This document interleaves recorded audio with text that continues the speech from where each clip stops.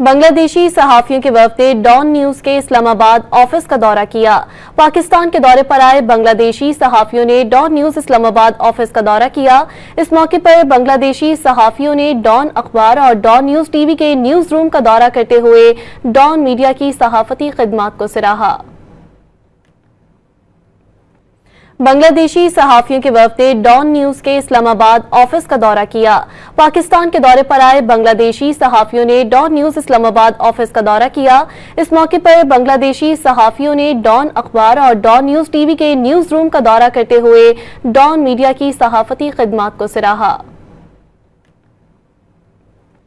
बांग्लादेशी सहाफियों के वफद ने don news के इस्लामाबाद ऑफिस का दौरा किया।